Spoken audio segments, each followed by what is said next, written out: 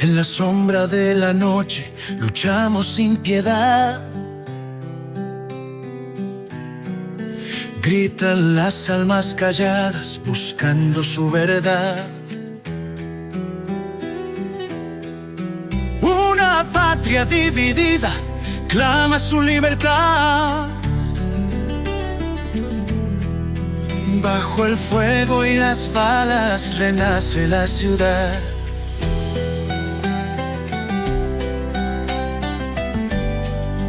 Los sueños de soberanía flotan en el viento.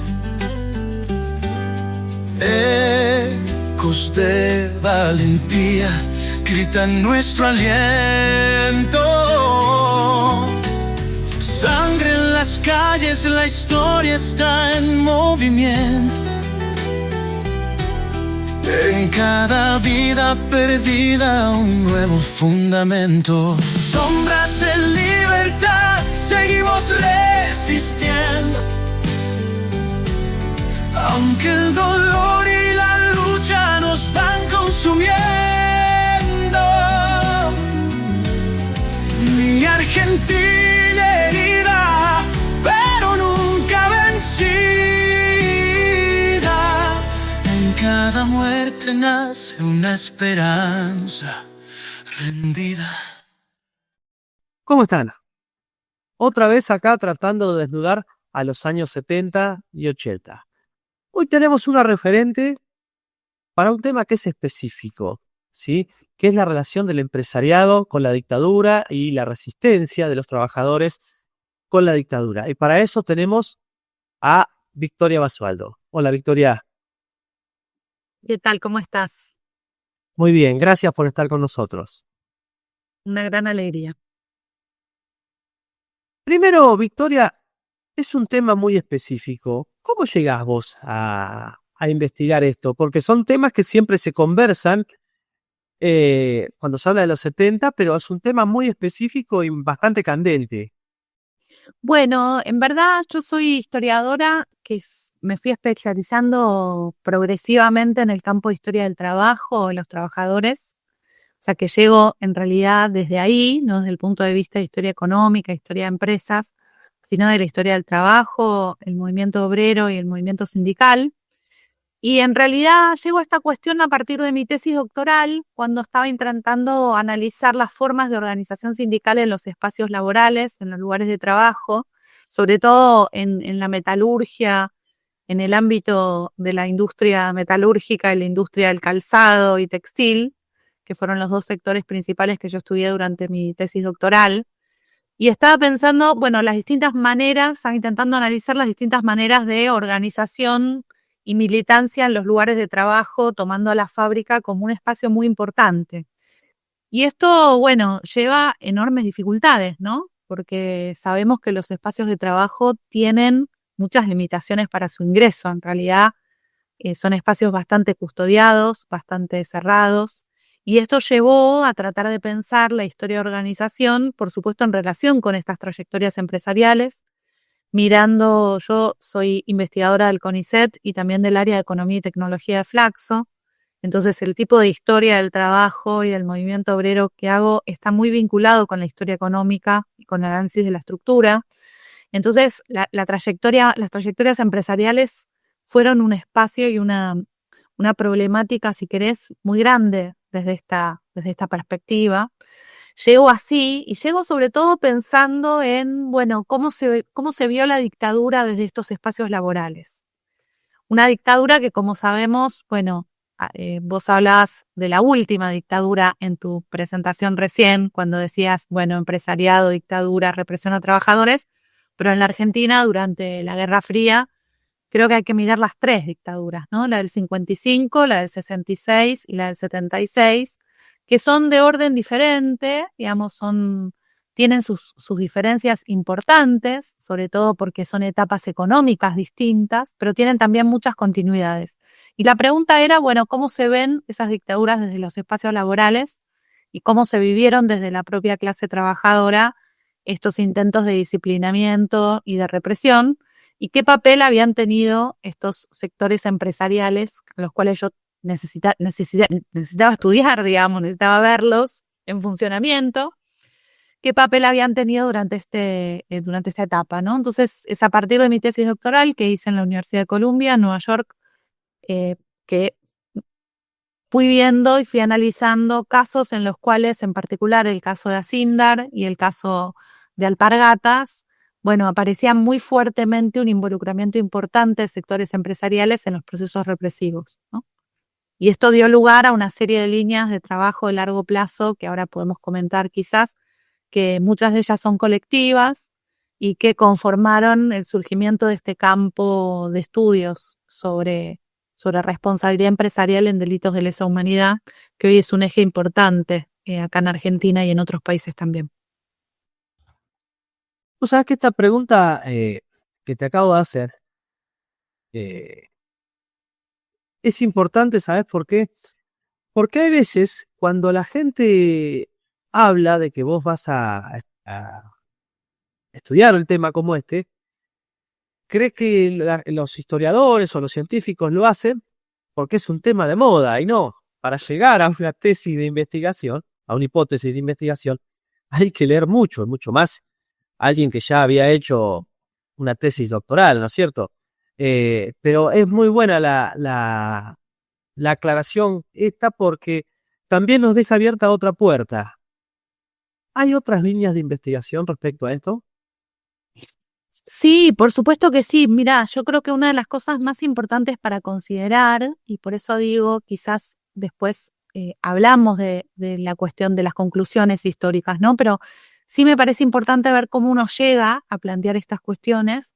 Sin duda esto implica, hay muchas líneas relevantes. La línea de los estudios económicos sobre dictadura fue central para poder plantear, para poder hacer este análisis que te decía, esta búsqueda sobre cómo se conformó el proceso de organización obrera en los lugares de trabajo. En particular, digamos, el núcleo central de mi tesis fue poder analizar el funcionamiento de estos delegados y comisiones internas que a nosotros nos parecen algo obvio en la Argentina, pero que son de una especificidad y de una particularidad muy grande en América Latina.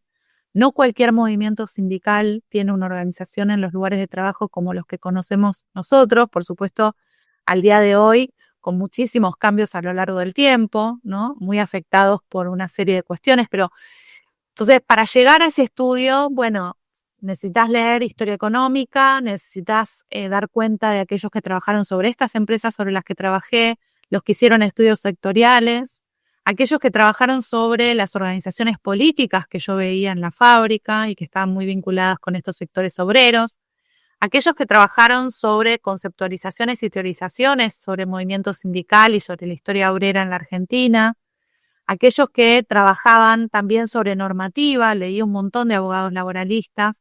Entonces sí, hay líneas de trabajo, si querés, hermanas. Por ejemplo, con los abogados laboralistas compartimos muchísimo trabajo, también con los historiadores económicos, con los economistas. El propio área donde yo trabajo son mayoritariamente economistas. Así que sí, en realidad esta línea de análisis sobre cuál fue el papel de empresas y empresarios en la dictadura en relación con trabajadores es una línea que se nutre de una gran cantidad de aproximaciones y de aportes, y que también, si querés, combina metodologías y combina distintas fuentes. No es fácil encontrar fuentes ni para reconstruir la acción obrera en los lugares de trabajo, y sobre eso podemos hablar un montón. Digamos, las fuentes con las cuales esto se trabaja fueron todo un desafío en el marco de la tesis, ni tampoco es fácil encontrar fuentes sobre el empresariado, ¿no? Sobre los sectores empresariales. Los archivos empresariales son un problema gigante para el historiador en términos de acceso, para los historiadores, digamos, y lo mismo sucede con los archivos sindicales u obreros, ¿no? Que también son un desafío muy grande. Me voy a meter un poquito más en lo específico. Por supuesto. A ver, esto que vos nos acabas de comentar nos enmarca un poquito en lo que vos vas a contar hoy.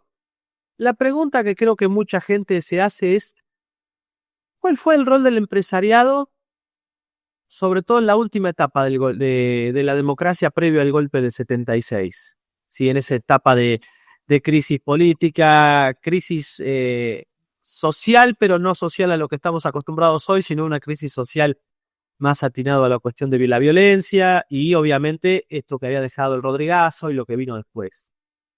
Bueno, es muy importante tu pregunta. En verdad, yo te diría que el golpe en Argentina ocurre en el marco de un cambio muy importante de patrón de acumulación, ¿no? Y esto implica poder ver, por un lado, cómo había funcionado la industrialización sustitutiva de importaciones en la Argentina, la segunda industrialización sustitutiva que va desde los años 50 hasta mediados de los años 70, y en cuyo marco uno ve un proceso de activación sindical y obrera muy fuerte. Por supuesto, el emergente primero que surge es el Cordobazo, que en realidad es un emergente en el marco de una gran cantidad de rebeliones obreras estudiantiles en esos años. Pero claramente lo que se ve, y por eso decía lo de los 3 golpes, ¿no? 55, 66, 76, es que en realidad si el objetivo del 55 había sido reconfigurar el legado de la década peronista en términos de la clase trabajadora, de los derechos, bueno, se abre un periodo de 20 años de disputa muy fuerte, donde ese legado no parece poder reconfigurarse del todo, ¿no? Ese movimiento sindical al cual se había considerado de algún modo sometido o creado artificialmente, en realidad se revela como un sujeto central de la historia argentina. Y tenemos un movimiento sindical que lleva adelante numerosos ciclos de lucha y de disputa, no solo este 69, digamos, no solo el Cordobazo, sino antes de eso, digamos, los estudios sobre el plan de lucha de la CGT del 63 y 64 son procesos de organización obrera y disputa muy fuerte. Por supuesto, todos los ciclos de disputa. Y bueno, para llegar a ese momento, a esa antesala del golpe por la cual me estás preguntando, en realidad tenemos que hablar de un ciclo de disputa en la cual nuevamente la clase trabajadora y el movimiento sindical llega a tener un nivel muy alto de participación en el ingreso nacional.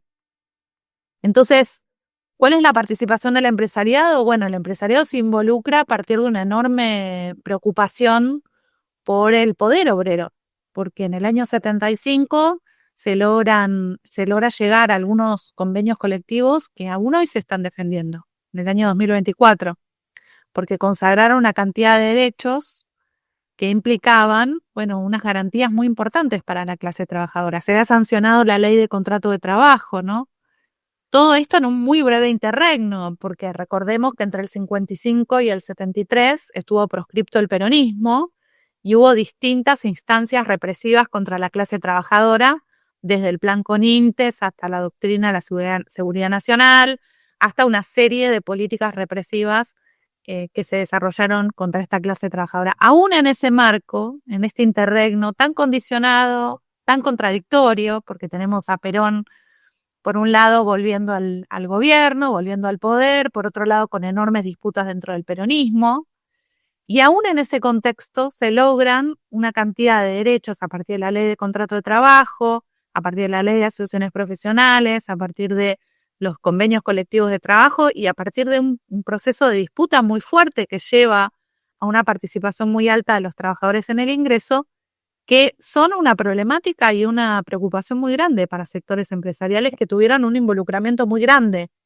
a partir de distintas instancias, ¿no? Y que marcan como los distintos tipos de relación que uno puede pensar entre sectores empresariales y Fuerzas Armadas. Por un lado, relaciones personales, intelectuales, o sea, de grupos que se juntan, como el Grupo Ascuénaga, o también denominado Grupo Perrió, digamos, que tuvieron reuniones donde fue clave Carlos Pedro Blaquier, que puso su departamento en la calle Ascuénaga, que le da nombre a este grupo, y que, bueno, a partir de lo cual se planifican instancias decisivas de este golpe, ¿no? Por otro lado, lo que vamos a ver luego en dictadura es una relación muy fuerte, no solo en términos de la previa, sino en términos de provisión de funcionarios, empresarios a la dictadura.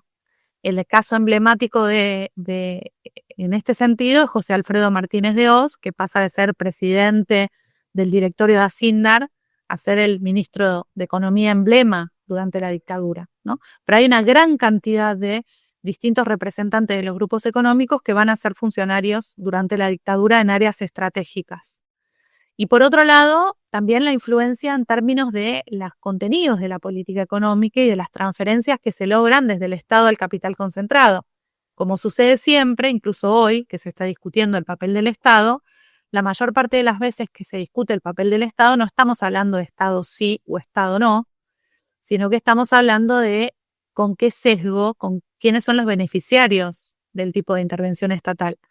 Bueno, durante la dictadura hubo políticas muy importantes de transferencias de ingresos desde el Estado al capital concentrado por muchos medios, entre algunos otros, políticas supuestamente de promoción industrial, que en realidad sirvieron para cimentar la concentración de algunos grandes grupos económicos, la estatización de la deuda privada de muchas grandes empresas y otras formas de transferencia desde el Estado al capital concentrado que se llevaron adelante.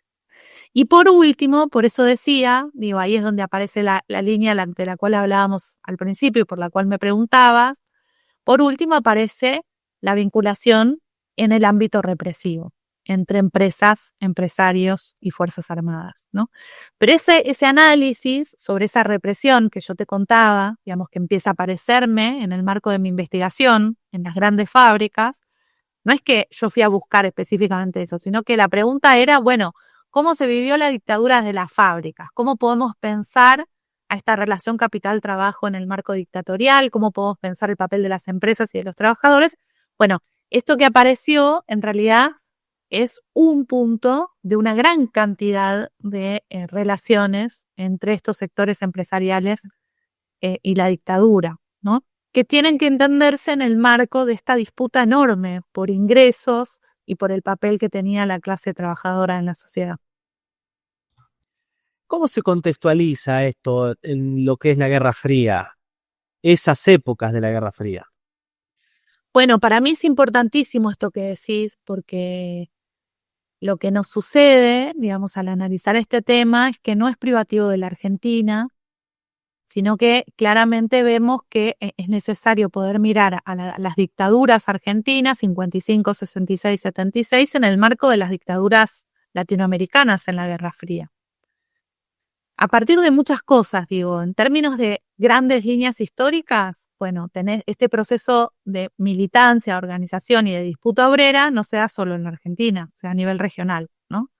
Como sabemos, la Revolución Cubana fue un eje muy importante y por lo tanto la preocupación sobre el activismo político se acentúa, porque ya no estamos hablando únicamente de sectores que están discutiendo ganamos más o ganamos menos, sino que se juntan con militancias políticas que están disputando organizaciones básicas, digamos, están disputando un cambio de sistema directamente, ¿no? Entonces, claramente el grado de peligrosidad o de preocupación, digo, cuando vos me preguntabas por qué los empresarios se involucran en la dictadura, cuáles son sus preocupaciones, bueno, sus preocupaciones tienen que ver con la tasa de ganancia, tienen que ver con el poder de la clase trabajadora, pero además tienen que ver con la posibilidad de una transformación radical, como la que querían llevar adelante una gran cantidad de organizaciones políticas y políticos militares.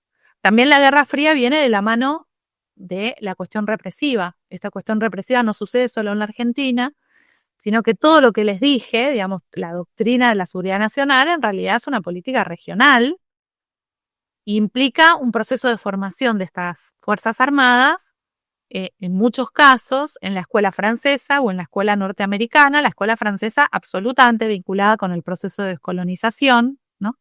Y donde en realidad este proceso de descolonización aparece muy vinculado a toda la cuestión latinoamericana, digamos. Militantes de distintas corrientes piensan en los procesos de liberación nacional como una inspiración, y los militares se forman en esa lucha antisubversiva, donde en realidad el enemigo pasa a ser la propia población, y donde el tipo de guerra que se plantea es completamente diferente. La cuestión del enemigo interno y del planteo de una mirada hacia adentro de las Fuerzas Armadas implica un cambio gigante, ¿no? Entonces, sin duda que la Guerra Fría tiene que estar, digamos, está de hecho en el centro. Y esto que nosotros vemos, que es que la clase trabajadora no era un dato menor o una cuestión marginal, sino un núcleo central de la preocupación de las dictaduras, es algo que no solo vemos en la Argentina, sino que son líneas de investigación muy importantes en todas las dictaduras de la región. Nosotros justamente acaba de cerrar la convocatoria a un nuevo congreso para una red que tenemos de investigación sobre trabajadores, empresas, procesos represivos, empresas, trabajadores y sindicatos en América Latina. Y esta red, que va a tener su encuentro en Chile a fin de año, viene construyendo hace varios años una línea de trabajo y de investigación conjunta que muestra la importancia de la persecución a la clase trabajadora y del movimiento sindical durante las dictaduras en este tiempo. Ahora, algo mencionaste, el movimiento obrero. ¿Cómo se organiza una vez que llega la dictadura y empieza a ver que la represión ya es un hecho, y no solamente que es un hecho, sino que los tipos vienen con los tapones de punta? ¿Cómo se da esa organización dentro de las fábricas? Bueno, es muy interesante lo que decís. Nosotros desde ahora, al ver la dictadura, bueno, le asignamos una serie de cuestiones. Por un lado, hubo golpes en la Argentina durante mucho tiempo. Por lo tanto, la presencia de los militares en el ámbito político no era algo nuevo, ni mucho menos. El golpe fue un golpe anunciado. Lo que no se pudo barajar correctamente quizás, o no hubo conciencia, fue el grado de represión tan sanguinaria que se ejerció y el cambio tan profundo, ¿no?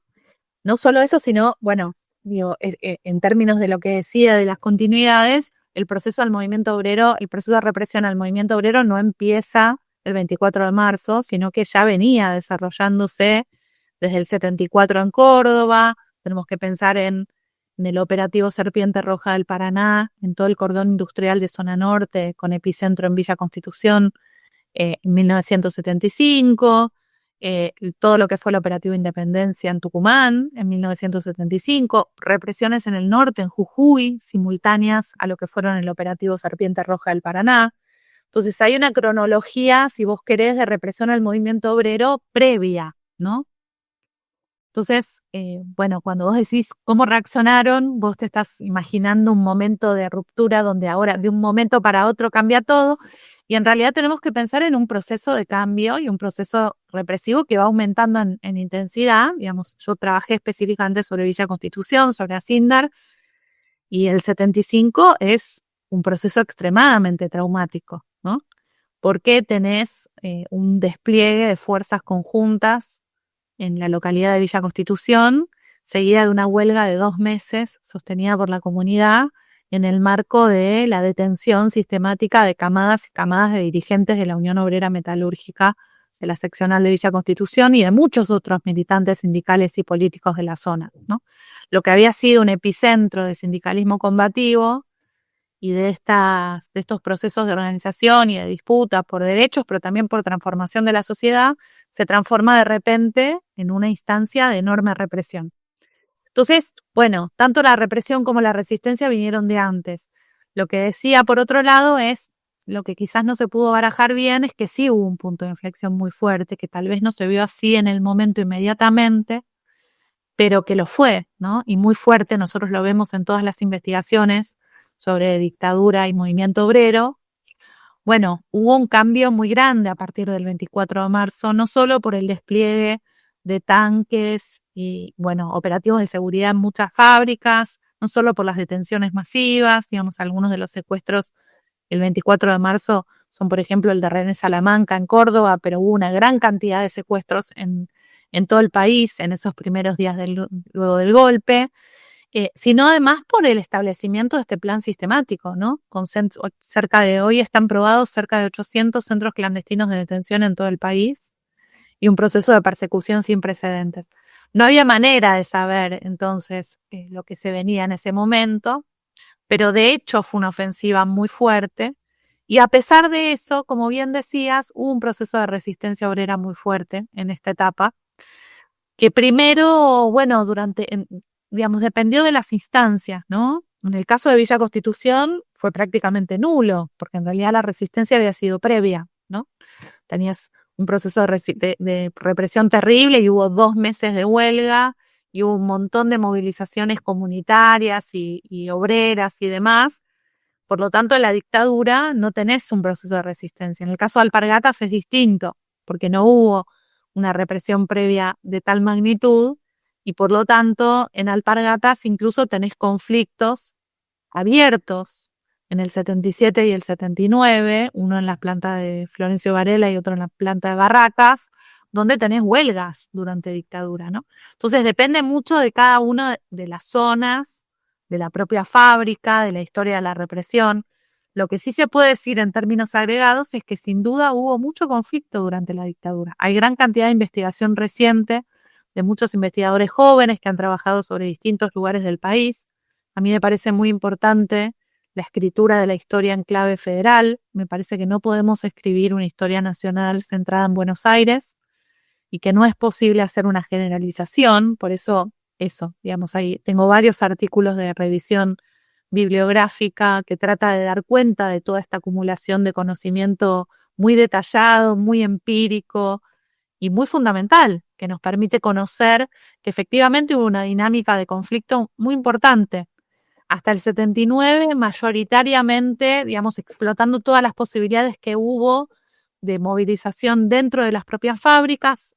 Pablo Pozzi tiene un trabajo tradicional y muy lindo, muy importante, que se llama Oposición Obrera a la Dictadura, donde, digamos, iluminó también estas dinámicas de resistencia más clandestina, más subterránea, ¿no? Las maneras como el sabotaje, como el trabajo a desgano, trabajo a tristeza, pero hubo además ciclos de huelgas durante la dictadura.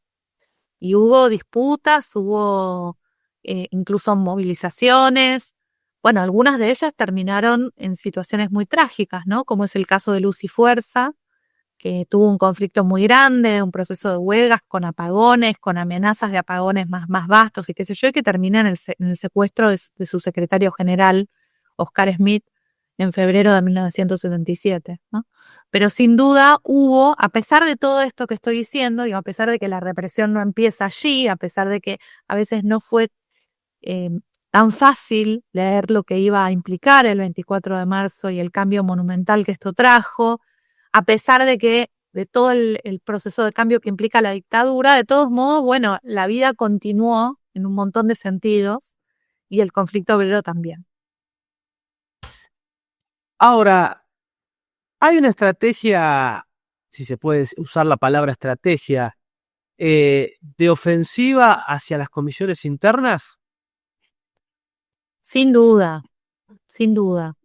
Y eso se ve no solo para la dictadura del 76, sino que desde el 55 en adelante hay una mirada puesta en las comisiones internas, estas comisiones internas sobre las cuales también hay un montón de historiografía, digamos. Nuevamente, en la década peronista fue muy importante a la hora de consolidar una estructura sindical, pero las formas de organización sindical de base tienen una larga historia. Diego Ceruso ha hecho aportes muy relevantes. A ver, si querés, algunas de las distintas maneras en las cuales se empezó a generar esta organización sindical décadas antes del peronismo. Claramente, durante el peronismo lo que sucede es la instauración de estas instancias de representación elegidas dentro de las plantas como parte de la estructura sindical, ¿no? Y esto ocasiona una estructura sindical muy interesante en el caso de la Argentina, porque tenés una confederación muy fuerte, que es la CGT, no única, porque durante muchas etapas históricas, desde la CGT de los argentinos hasta las distintas centrales que tenemos hoy, hubo centrales en disputa, pero claramente hubo un nivel confederal muy importante, sindicatos por rama de actividad de base nacional, con una enorme fortaleza porque concentran la negociación colectiva, porque tienen el permiso unitario de negociación colectiva por actividad, que esto es algo muy importante en términos de modelo sindical. Y por otro lado, la presencia en los lugares de trabajo con delegados y comisiones internas. Esto fue una problemática gigante desde el 55 en adelante. Y una problemática en dos sentidos, digo, tanto en el 55 como en el 66 hubo ofensivas contra los delegados y comisiones internas, ofensivas mixtas, ¿no? Porque por un lado eran represivas, persecutorias y demás, y por otro lado también hubo intentos de comprarlos, ¿no? De convertir a los delegados en realidad en correas de transmisión de los liderazgos sindicales de manera, si querés, de control, de sumisión, o incluso en un escalón para la carrera dentro de la empresa, para pasar a ser supervisor o gerente o lo que sea, ¿no? Entonces hubo siempre una preocupación muy grande respecto de delegados y comisiones internas. Durante la dictadura esto también ocurrió, fueron blanco de una represión feroz, pero al mismo tiempo siempre hubo un problema, que es que la organización sindical es necesaria en algún sentido, ¿no? Entonces la dictadura, y sobre esto también hay varios estudios regionales, no solo en nuestro país, sino también en otros. Hay un libro en Brasil muy interesante que se titula El sindicato que la dictadura quería, y es un título que me parece interesante porque habla de los procesos de resignificación y de reconfiguración de las organizaciones sindicales que se intentaron en dictadura. No hay solo represión.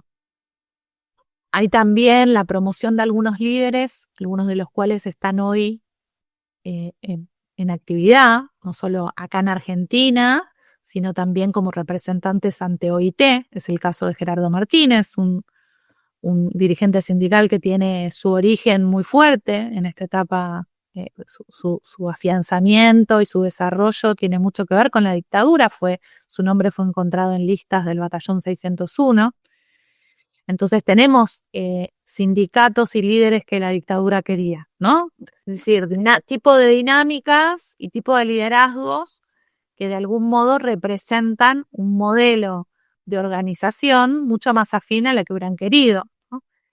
Y un ataque frontal a un conjunto de sectores, incluso a sectores conservadores, ¿no? Y en muchos casos ortodoxos, que muchos de ellos estuvieron presos, por supuesto, estuvieron presos en una situación muy diferente a la que tuvieron que padecer muchos sectores combativos, algunos de los cuales están desaparecidos y otros tuvieron procesos de persecución brutal, ¿no? Pero digo, hubo un intento de reconfiguración del movimiento sindical donde el reconfigurar el papel de delegados y comisiones internas fue central, fue un objetivo central, fue una preocupación muy grande por parte de la dictadura, porque esto implica una institución, una posibilidad de acumular y poner en juego poder en los lugares de trabajo. Es decir, hay una cantidad enorme de documentos sobre esto, ¿no? Desde el 55 en adelante. Por ejemplo, ayer a la noche leía en una clase que estaba dando un documento de Galileo Puente, que era subsecretario de Trabajo hacia el 60, que estaba desesperado. Decía, bueno, acá los delegados y las comisiones internas son el núcleo del problema. Acá mandan los que deberían obedecer, los empresarios tienen que retomar el control, ¿no? Esta obsesión por el control y por la necesidad de reconstituirla, de darle otra forma completamente distinta a la organización obrera, es algo que vemos a lo largo de la historia y que está muy presente hoy. Cuando justamente aquellos sectores sindicales, que eran los que la dictadura quería, se encargan de garantizar gobernabilidad y dan noticias en los diarios hablando de cómo contribuyen con la ley de bases, ¿no? Entonces, claramente estos temas y estos ejes no son cuestiones únicamente del pasado, sino que marcan algunos lineamientos, algunos problemas que tienen una relevancia muy grande en el presente también. Ahora te hago la misma pregunta, pero ya no hablando de las comisiones internas. Algo mencionaste, pero referido específicamente a los sindicatos o sindicalistas, ¿viste? Que más allá de que hubo un trabajo de inteligencia y demás, la pregunta es, ¿cómo fue la ofensiva hacia los sindicatos? Más allá de que son dos cosas diferentes, una comisión interna y un sindicato, porque uno trabaja en fábrica y el otro es la entidad misma. Pero ¿cómo se dio eso? Y bueno, pero es similar y las cuestiones están vinculadas, ¿no? También podríamos decir, hubo una ofensiva muy grande respecto del movimiento sindical, un intento de reconfiguración brutal, que se ve también en esto, en las líneas de responsabilidad empresarial de las cuales estábamos hablando, ¿no? En esos estudios sobre responsabilidad empresarial se ve que el punto de confluencia entre empresarios y Fuerzas Armadas era la preocupación sobre el papel de los sindicatos en Argentina, que incluyen a las comisiones internas, ¿no? No son cosas separadas, sino que en realidad esa persecución por los representantes, a los representantes de base, esa preocupación por los representantes de base, en realidad se vincula con el poder que tenés cuando podés organizarte en los lugares de trabajo, tener sindicatos por rama de actividad que logran negociación colectiva a nivel nacional de manera muy fuerte y que pueden condicionar el nivel de ingresos, y por otro lado tenés una CGT, ¿no? Entonces hubo una ofensiva muy grande con los sindicatos, hubo una intervención sindical durante la dictadura muy fuerte, hubo reemplazo de algunos de los dirigentes sindicales por personal de las Fuerzas Armadas. Eso, hubo un proceso incluso de reafiliación forzosa, de desafiliación y proceso de reafiliación forzosa que fue muy sorprendente para la dictadura cuando tuvo un volumen altísimo, el de la cantidad de trabajadores que se reafiliaron y que en un contexto de enorme terror, de desaparición de personas, de un plan sistemático de represión y persecución que tuvo decenas de miles de desaparecidos y que tuvo prisioneros políticos y demás. Bueno, en todo ese contexto se reafiliaron, ¿no? Con lo cual claramente los sindicatos fueron en su totalidad, en términos de movimiento sindical, un blanco, y al mismo tiempo algo que se intentó transformar, digamos, un movimiento que se intentó transformar fuertemente a partir de motorizar, apuntalar y subrayar el papel de algunos sectores que, digamos, exhibían y desarrollaban una dinámica muy distinta, ¿no? A ver, vos que has investigado distintos casos, ¿cuáles son los elementos comunes que habían en los distintos casos de represión que vos has investigado?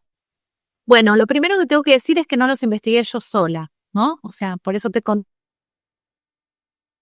llegué a estos temas a partir de una investigación doctoral en la Universidad de Columbia. Aparecieron ahí algunos patrones, algunas evidencias. Estas cuestiones me invitaron a mí en 2006, desde la Central de Trabajadores Argentinos, al cumplirse 30 años del golpe de Estado, a escribir un texto, y entonces las evidencias que surgían de mi tesis doctoral las puso en relación con otras, y escribí un texto que se llamó Complicidad Patronal Militar, y que en realidad logró poner en contacto 6 casos de involucramiento empresarial en la represión a trabajadores.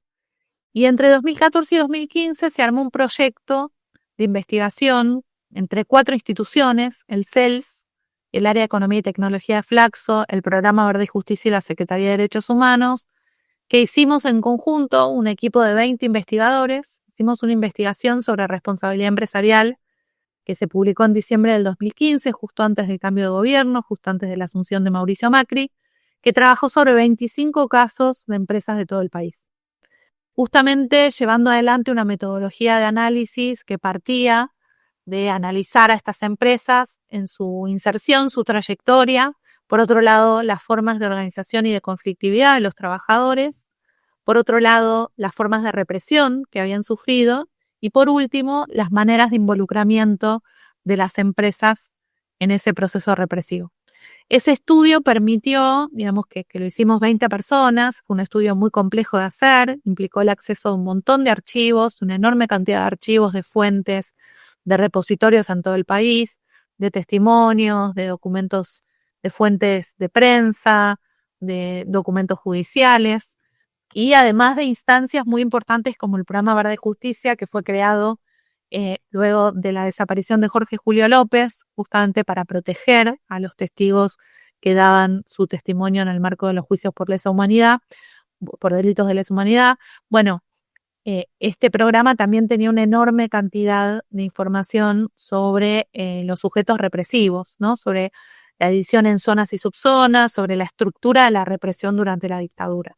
Entonces fue muy poderoso poder juntar las herramientas de la investigación histórica del campo del trabajo y del movimiento sindical con el análisis del sistema represivo y de los dispositivos llevados adelante durante el plan sistemático en la dictadura.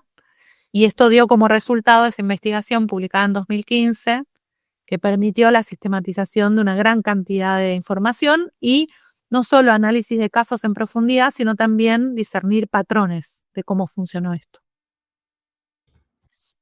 Me viene a la mente, con todo esto que nos estás contando, me viene a la mente el famoso documental de Gaby Weber, Milagros no hay. Exacto. ¿Por qué? Pues yo inicié la tesis y después, bueno, me agarró la pandemia y bueno, ya después las ganas no fueron las mismas, sobre el Esmata Klosterman, ¿viste? Y bueno, viendo cosas de Esmata, caí en ese documental que está muy claro, eh, y bueno, que donde hubo formas de represión y donde hubo trabajadores no necesariamente politizados, ¿sí? Que fueron desaparecidos. Totalmente. Yo creo que los documentales fueron una forma de visibilización de esta cuestión muy fuerte. No solo Milagros no hay, que es un gran documental, es un gran trabajo que ha hecho Gaby Ver, un trabajo además periodístico muy importante, sino también Sol de Noche, la historia de Olga y Luis, sobre el caso de Ledesma, Diablo, Familia y Propiedad, también sobre el caso de Ledesma, y hay una gran cantidad de producción de documentales posterior sobre muchos casos. Recientemente Mariana Ruti y,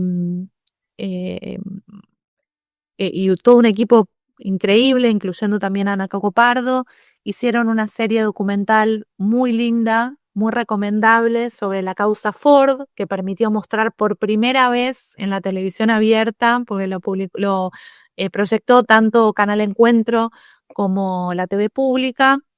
Se llama 24 en la lista, esta serie documental, y es una serie documental sobre la causa Ford y muestra por primera vez escenas de un juicio involucrando responsabilidad empresarial, ¿no? Un juicio además que fue fundamental, que se llevó adelante entre 2017 y 2018, la sentencia fue en diciembre de 2018, y que terminó en la condena no solo de Santiago Omar Riveros, el responsable militar de la zona, sino también de Héctor Sibila y Pedro Müller, dos altos funcionarios de la empresa multinacional Ford Motor Argentina. Ahora, con esto que vos acabás de hablar de los documentales, ¿hubo o sea, vos pudiste encontrar en documentos alguna complicidad entre el mundo sindical y el mundo empresarial? Mira, ¿en qué sentido? ¿Complicidad en qué sentido querés decir vos? Y la complicidad bueno, me acuerdo de este documental, del de Gaby Weber, cuando va José Rodríguez a declarar. Sin duda, José Rodríguez es una figura emblemática en ese sentido, ¿no?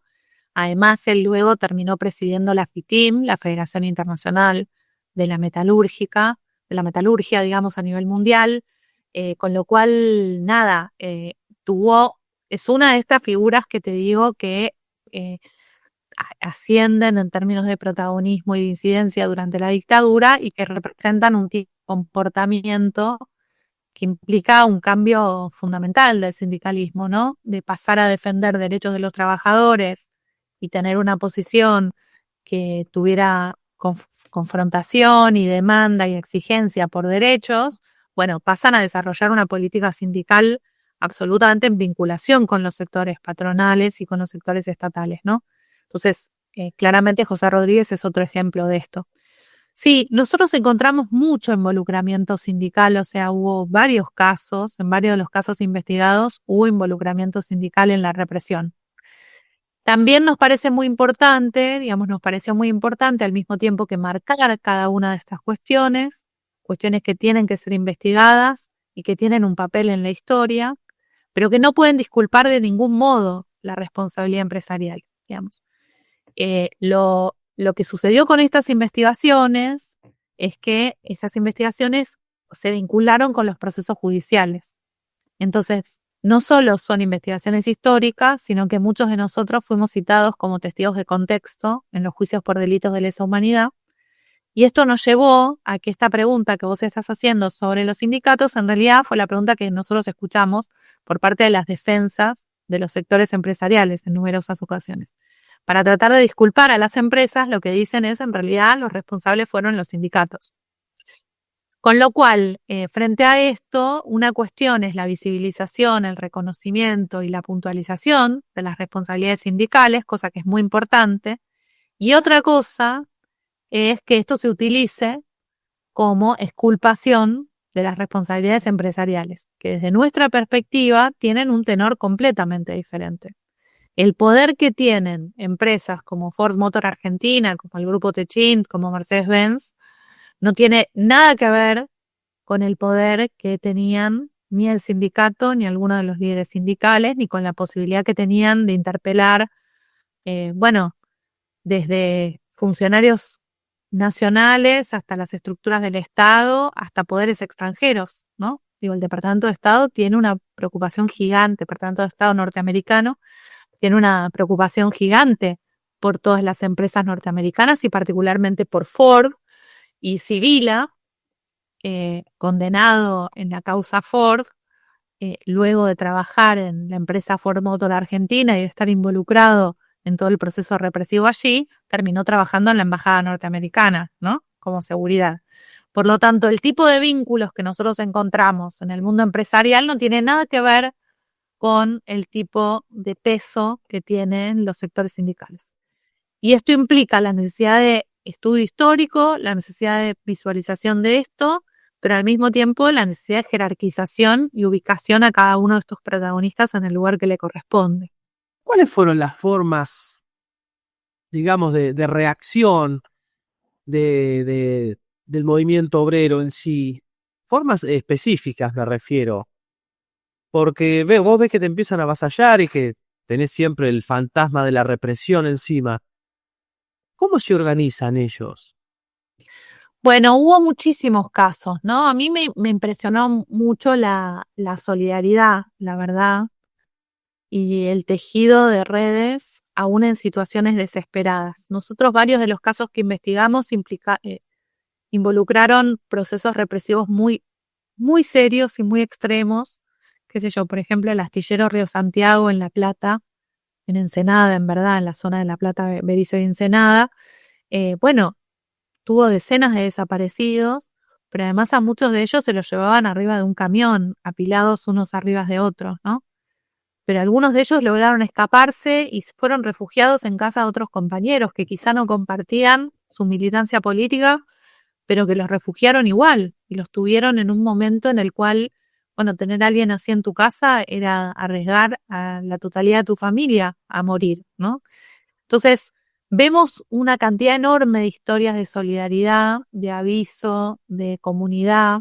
Lo mismo, qué sé yo, la causa Ford, que fue muy importante en términos de los juicios de responsabilidad empresarial, fue muy importante también por muchas cosas. En primer lugar, porque permitió pasar de estas investigaciones más académicas sobre la responsabilidad de la empresa en la represión a empezar a pensar en las responsabilidades de cada uno de estos funcionarios, altos funcionarios, y en las estructuras de poder y de responsabilidad dentro de las propias empresas. Esto implicó tener que trabajar con documentos, como por ejemplo con manuales gerenciales, con reconstruir cadenas de mando, pensar la dinámica territorial adentro de la fábrica, ver lo que implicaba el secuestro en los propios lugares de trabajo. En Ford existía un centro clandestino de detención adentro de la planta.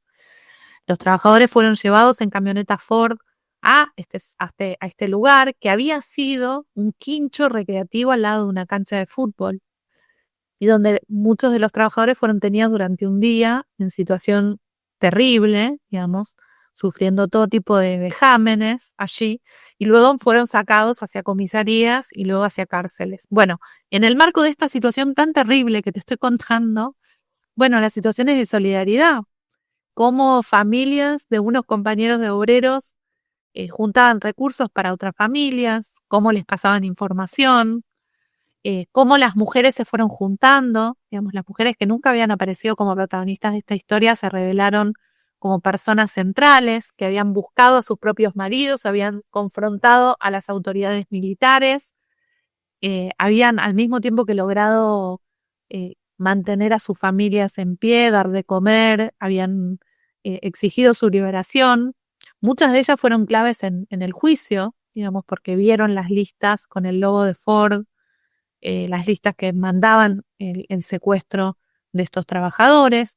A pesar de haber recibido telegramas de despido por parte de la empresa, que la empresa, cuando los trabajadores fueron secuestrados de adentro de la empresa, luego manda telegrama de despido por abandono del puesto de trabajo, ¿no? En estas circunstancias vemos una cantidad de situaciones de solidaridad, de compañerismo y de acompañamiento, aún en el contexto del miedo, ¿no? Y entonces, bueno, a mí me parece que es enormemente importante y que por supuesto no puede exigirse nunca como parámetro, ¿no? El miedo y el terror nunca le puedes exigir a alguien que pueda reaccionar así. Me parece que es extraordinario que haya sucedido en muchos de estos casos y creo que esas dinámicas fueron importantes para la reconstitución de vínculos después. ¿Cuándo se empieza a vislumbrar, digamos, este disciplinamiento, si lo podemos llamar disciplinamiento, del movimiento obrero, digamos, con esta represión, de decir esta forma de tranquilizar al movimiento obrero? No, yo creo que esto ocurre durante toda la dictadura, pero además tiene impactos de largo plazo. Te diría que algunos de esos impactos de largo plazo los seguimos viviendo. Parte de las investigaciones fueron muy difíciles porque en algunas localidades la gente no quería hablar. Y no quieren hablar porque estas empresas son las que le ponen nombre a las principales avenidas, a las escuelas, a los hospitales y las que son el punto de generación de empleo más importante de las zonas. Esto sucede, por ejemplo, en Zárate de Campana, Grupo Techint. Ahí nosotros hicimos entrevistas en el 2006, allí, 2006, luego en el 2013 también hicimos entrevistas, y eran gente que se enteraba por primera vez de su historia, que no había logrado, que no se había animado ni a preguntar a vecinos que quizás están a 2 cuadras, a 10 cuadras, pero hablar de esos temas es muy difícil, ¿no? Y gente además que le pide a los hijos que se alejen de determinadas cuestiones, o sea, el sindicalismo es sinónimo de tragedia, si querés. Entonces creo que el proceso de disciplinamiento y el proceso de miedo es algo difícil de desandar y de desarmar. En algunos de estos casos no supieron la historia hasta mucho tiempo después, qué sé yo, en el caso, por ejemplo, del colectivo de Ford, uno de los sobrevivientes, Carlos Gareis, en el 2011 escucha en una entrevista de radio a sus ex compañeros de Ford, los que habían sido secuestrados y desaparecidos con él, y nunca más habían tenido contacto. Va a Radio Nacional, que era la radio que estaba transmitiendo la entrevista con su hija, y pide por favor que le pasen los contactos y se reencuentran en 2011 y la familia de Carlos Gareis puede terminar de conocer certeramente la historia de lo que había pasado en 2011. Entonces, esto que vos decís del disciplinamiento y del miedo y demás, bueno, ciertamente se activa durante la dictadura, pero queda por mucho tiempo, porque además pensemos que uno no puede dedicar su vida a denunciar lo que sucedió. Si uno sobrevive a hechos tan terribles como los que sucedieron, cuando salís, te tenés que poner a trabajar, tenés que ganar plata, tenés que rearmar tu familia, tenés que tener un lugar donde vivir. Y esto, la verdad que muchas veces es incompatible con la búsqueda de la verdad, que requiere un nivel de intensidad y un nivel de recursos que la mayor parte de la clase trabajadora no las tuvo. Entonces digo, ¿cómo es que vos vas a volver y vas a decir, no, yo ahora quiero saber exactamente qué, te vas a meter de nuevo, vas a meter la cabeza otra vez en la boca del lobo? Es muy difícil el proceso histórico y la reconstrucción de las cuestiones traumáticas que sucedieron en este país, porque, bueno, por eso es tan extraordinario, digamos, porque si querés es contrario a la vida, a lo que te exige tener que rearmar tu trabajo, tu vida, tu circuito, tener un sueldo. Para muchos de estos trabajadores fue muy difícil volver a trabajar. hubo listas negras, hubo listas de trabajadores prohibidos. Por lo tanto, solo rearmar los propios circuitos de funcionamiento fue muy difícil. Por eso es tan extraordinario el papel que hicieron muchos de los sobrevivientes, muchas de las víctimas, de los organismos, de las organizaciones, tanto de derechos humanos como sociales y sindicales, que denunciaron estos temas. Porque realmente es algo que cuesta muchísimo en la cotidiana, cuesta en términos de los propios espacios. Es un costo gigante hablar del proceso represivo y del papel de las empresas, y requiere mucho coraje y mucha persistencia, ¿no? A ver, a corto y mediano plazo y bueno, a largo plazo, pero ¿cuáles son las consecuencias de esta represión en las fábricas y sobre todo de esto que vos contaste al principio de este apoyo empresarial a las fábricas, a la dictadura, perdón? Bueno, yo creo que son enormes las consecuencias. Por un lado, nosotros, por eso decía, los distintos niveles, ¿no? ¿Cuáles son? Por un lado, todo esto tiene consecuencias en términos de la reconfiguración de los derechos de los trabajadores en los lugares de trabajo, en sus organizaciones. Esto es un impacto muy grande. Tenemos por un lado la destrucción, desaparición y persecución de sectores combativos y por otro lado la entronización y instalación de algunas figuras enormemente conservadoras y retrógradas que tienen lugar en el movimiento sindical, ¿no? Y que de algún modo hackean esa posibilidad, si querés, de representación más progresiva. Por otro lado, tenés la cuestión de la dinámica de las relaciones laborales. Llevó mucho tiempo rearmar el entramado legal de la dictadura. Recién a fines de los años 80 se reactivan las principales normas laborales y luego viene la hiperinflación, la década de los 90 y la reforma del Estado y los procesos de flexibilización y de ofensiva terrible, y viene la crisis del 2001, ¿no? Entonces, hay que mirar todo el largo plazo, como en realidad son una serie de ofensivas. La ofensiva que vivimos hoy, bueno, hay que mirarla en el largo plazo, ¿no? Como con muchos jalones históricos en los cuales se intenta reconfigurar el papel de la clase trabajadora y el movimiento sindical.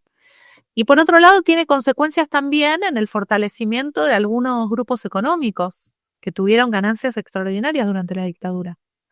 Ford, por ejemplo, una de las cosas que se puso de manifiesto en el juicio, uno de los testigos de contexto fue mi padre, Eduardo Basualdo, economista, investigador sobre estos temas, y había hecho un informe que le habían pedido en 2006, muchísimos años antes de la realización del juicio, informe que presentó en el marco, que expuso en el marco del juicio. Bueno, y ahí se ve que entre 1979 y 1980 Ford fue el segundo,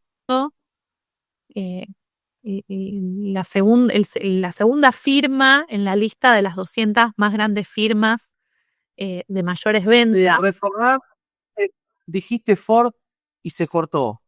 Ah, perfecto. No, y ahí se vio claramente que Ford Motor Argentina fue en 1979 y 1980 la segunda firma en la lista de las más grandes empresas con mayor facturación y ventas en ese momento, después de YPF, por primera y última vez en su historia, ¿no? Entonces, hay también ganancias extraordinarias para algunas de las grandes empresas, la consolidación del oligopolio siderúrgico, el papel que tuvo Techint durante la dictadura, que sale, digamos, compartiendo prácticamente un oligopolio siderúrgico con Asindar, y que esto, por supuesto, se va a revalidar cuando se privatice Somisa y se desarme totalmente la siderurgia estatal, digamos. Entonces, tenés consecuencias en términos de fortalecimiento enorme del poder económico, del debilitamiento muy grande de la clase trabajadora, del terror social y de un intento de reconfiguración del movimiento sindical muy fuerte, ¿no? Todo esto es el conjunto de cuestiones que de algún modo incide sobre esa democracia, que es un paso adelante sin dudas, que es imprescindible. Hoy lo sabemos más que nunca, el valor que tiene la democracia, pero que nace fuertemente condicionada por este legado tan fuerte que deja la dictadura. Vos sabés que en todo lo que contás me queda una pregunta por hacerte, que es una pregunta que para algunos temas que puede ser un punto de inflexión. ¿Qué pasa cuando llegan todos los representantes de derechos humanos al país? Vos ¿Qué es lo- decís después del exilio.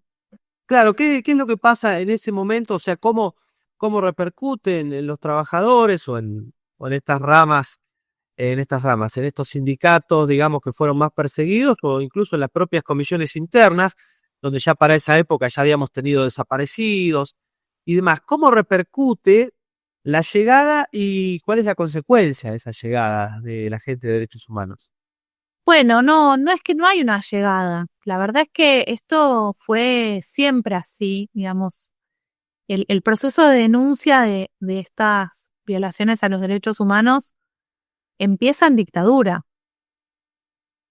Hay un proceso de denuncia nacional e internacional, incluyendo la cuestión de la clase trabajadora y del movimiento sindical durante la dictadura. O sea, no es que esta historia empieza en la democracia o que de repente llegan, ¿no? Sino que efectivamente la denuncia internacional incluye la cuestión de represión a trabajadores y sindicalistas ya se incluye desde la propia CONADEP en el año 84 la cuestión de las fábricas como territorio de represión. Muchos de los casos emblemáticos que conocemos hoy están mencionados en la CONADEP, en el juicio a las juntas. O sea que en realidad lo que llevó mucho tiempo fue visibilizar y poder atender estas cuestiones, ¿no? Un poco el paralelismo con lo que planteábamos a nivel nacional. Para el país también resultó muy difícil hacerse cargo de esta historia porque son protagonistas muy centrales, con lo cual hasta el día de hoy cuesta muchísimo poder asumir el análisis de estas responsabilidades porque son sectores de un enorme poder. Entonces, eso diría. Sí diría en términos de derechos humanos que el movimiento sindical no siempre tuvo una relación fácil con el ámbito de derechos humanos. Sectores del movimiento sindical participaron durante la dictadura, muchos de ellos fueron exiliados, hicieron campaña sindical contra la dictadura.